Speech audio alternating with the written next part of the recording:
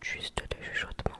Il y a pas mal de gens qui aiment bien, donc faites-moi vos retours en commentaire.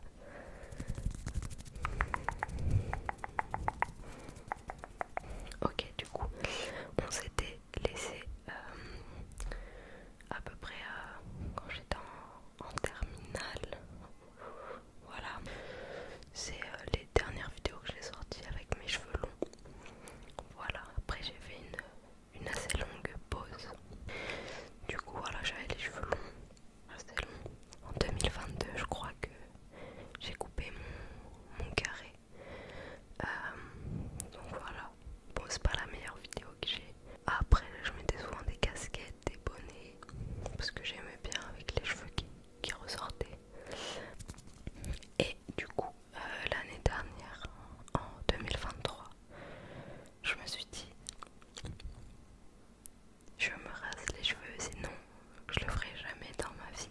Et je voulais le faire pour essayer. Je trouvais ça cool. Je vous l'avais déjà expliqué dans une autre vidéo. Voilà.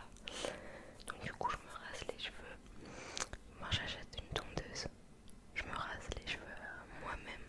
Assez court, hein, vraiment. On était à 0,5 mm, il me semble.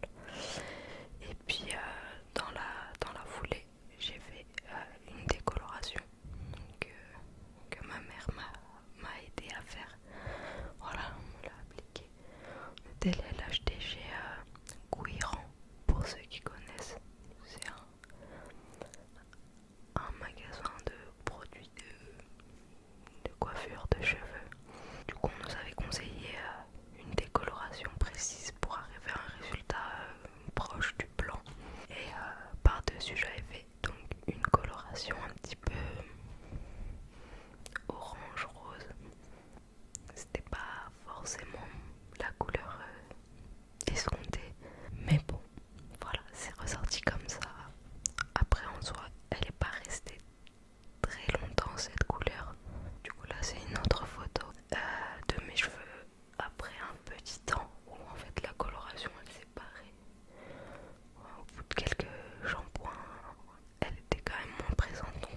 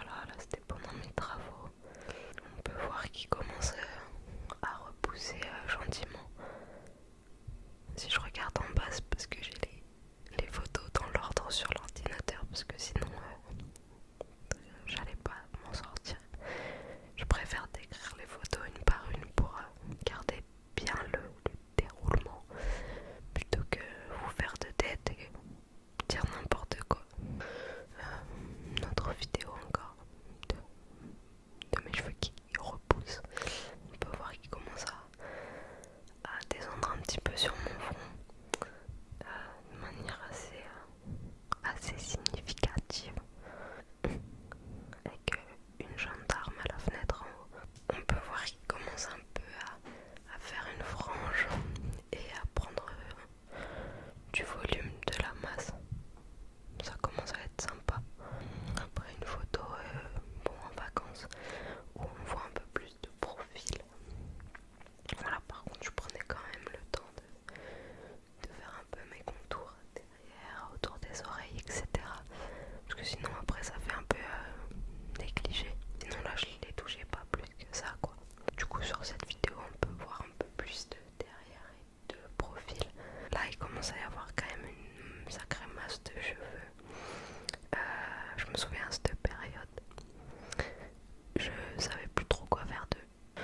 Encore quelques petites photos, vidéos pour vous montrer la repousse de mes cheveux. Du coup, arrivé à cette photo là, en fait j'en pouvais plus.